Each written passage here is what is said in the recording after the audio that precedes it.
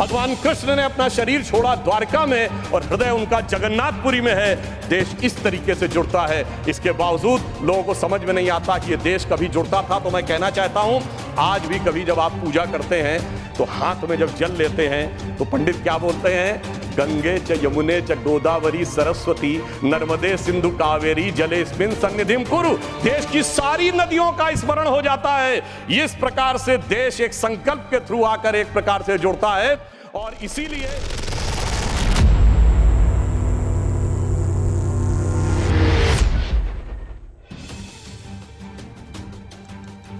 नमस्कार।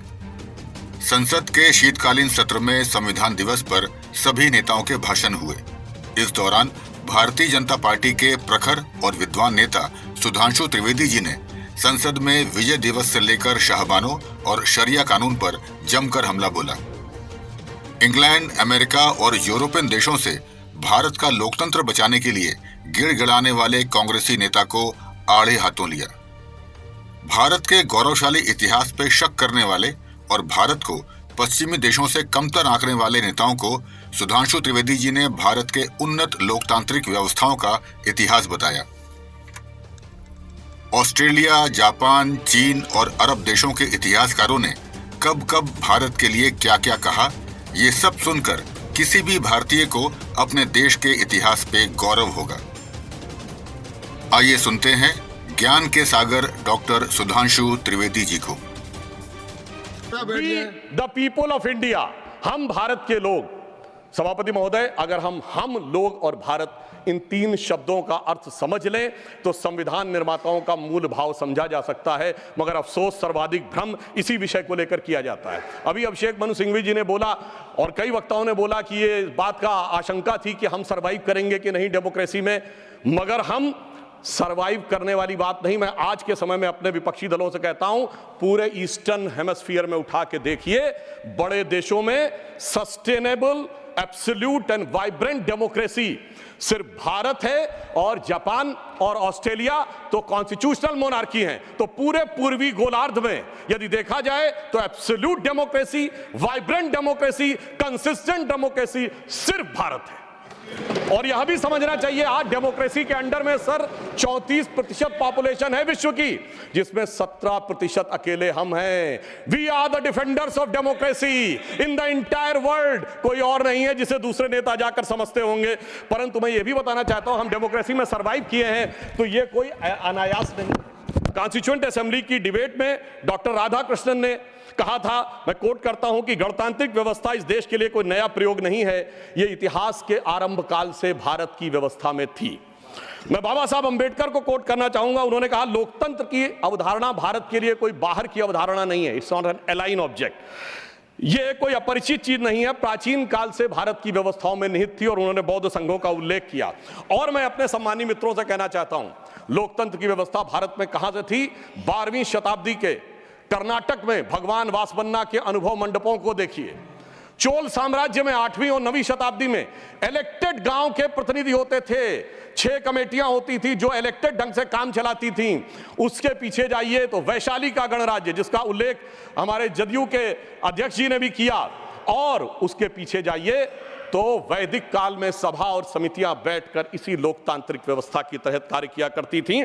तो बाबा साहब अंबेडकर जो ड्राफ्टिंग कमेटी के चेयरमैन थे, अगर उन्होंने इन सारी परंपराओं के चित्र उसमें रखे हैं, इसका अर्थ हुआ कि भारत की डेमोक्रेसी मूल रूप में वहां से आती है। वैसे मैं एक और चीज कोट कर दूं, भारत रत्न पूर्व राष्ट्रपति डॉक्टर प्रणब मुखर्जी जी ने भी जून 2018 में आरएसएस हेडक्वार्टर पे अपने भाषण में कहा था कि भारत ही लोकतंत्र का मूल है और वैशाली का गणराज्य विश्व का पहला गणराज्य था। अब मैं बताना चाहता हूं कि हम भारत कैसा है, क्योंकि हमारे विरोधी लोगों को थोड़ा विदेश की बात ज्यादा समझ में आती है, तो देश क्या कहता है उससे ज्यादा समझिए विदेश क्या कहता है। और मैं सिर्फ 2 ही बड़े लोगों के नाम लूंगा। चाइना, मैं कहता हूं कोई भी जाके चेक करे, चाइना में एंशिएंट चाइनीज में भारत का नाम क्या है? ट्यान जाओ, TIANZHOU। जाओ शब्द वहां पर केंद्र के लिए प्रयोग होता है, जैसे हमारी भारत में पुर, जयपुर, नागपुर, कानपुर वगैरह वगैरह। अब टियान जाओ अगर आप जाके आज सर्च करेंगे तो विकिपीडिया में कुछ उन्होंने घपला कर रखा है, सीधे सीधे लिख के नहीं आता, पर चाइनीज भाषा की डिक्शनरी में जाइए, TIN टियान का अर्थ है हेवन और जाओ का अर्थ है केंद्र। तो चाइना के एंशिएंट में माना जाता था भारत क्या है, it is the centre of heaven. Ancient Japanese में भारत का नाम है Tenjiku, that is the centre of heaven. और ये कहते देश ही नहीं था। और चीन भी कह रहा है और जापान भी कह रहे हैं कि ये देश तो वो है जो स्वर्ग का केंद्र था। अब मैं बताना चाहता हूं, मिडिल ईस्ट में, अरब में 8वीं और 10वीं शताब्दी में जितने भी बड़े बड़े अरब के राइटर्स हुए हैं, चाहे इब्ने असीर हो, इब्ने कसीर हो, इब्ने तबरी हो, इब्ने खल्दूम हो, उन्होंने क्या लिखा है, अजीदुल रिहल उल इलामीन बिल इलादुल हिंद, यानी when I look towards the India the cool breeze of knowledge comes to us. तो इधर का भी, पूरब का भी बता दिया, पश्चिम का भी बता दिया, मगर हम क्या करें। आर्थर शोपेनहावर ने लिखा इंडिया के लिए कि यहां पर product of highest human wisdom की ऊपनिषदिक फिलॉसफी आई है। ये हमारा देश था, मगर अफसोस आज भी लोग ये कहते हैं कि जब माननीय प्रधानमंत्री जी ये कहते हैं कि Bharat is a mother of democracy, तो ये संविधान की मूल भावना के अनुरूप कहते हैं, मगर अभी भी कहीं कहीं लोगों को डिफेंडर्स ऑफ डेमोक्रेसी कहीं और से नजर आते हैं। इसलिए हमारे इस देश के लिए सभापति महोदय क्या कहा जाता था, गायन्ति देवः किल गीतकानि धन्यास्तुते भारत भूमि भागा स्वर्गापवर्गास्पद भाग हेतु भवन्ति भूयः पुरुषा स्वरत्वात्। अर्थात ये भारत भूमि धन्य है, देवता जिसकी स्तुति में गीत गाते हैं, क्योंकि स्वर्ग में रहने के बाद भी मनुष्य के रूप में जन्म लेने को यहां लालायित रहते हैं, क्योंकि हम मोक्ष भूमि है। मैं बताना चाहता हूं कि जब माननीय प्रधानमंत्री जी ने श्री राम जन्मभूमि का उद्घाटन करना था, तो उससे पहले वो दक्षिण के जिन मंदिरों में गए थे, उसमें से एक तमिलनाडु का श्रीरंगम मंदिर है। उस श्रीरंगम मंदिर का महत्ता क्या है, यह माना जाता है कि अयोध्या के जो कुल देवता हैं भगवान विष्णु, वो श्रीरंगम के रूप में वहां विद्यमान हैं। क्योंकि जब उन्हें युद्ध करना था, विभीषण का राज्याभिषेक करना था, तो अपने कुल देवता को वहां स्थापित किया। समझिए, अयोध्या के वो नरेश हैं, पर कुल देवता तमिलनाडु में है। देश इस प्रकार से जुड़ता है।